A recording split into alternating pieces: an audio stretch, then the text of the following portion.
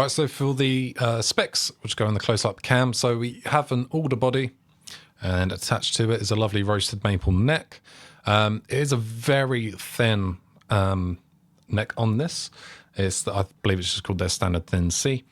There is some sort of finish on the back. It feels quite sticky, and you can see the back of the neck is quite shiny, but when you get to the headstock, it appears unfinished. So I'm not sure. I did get this guitar secondhand.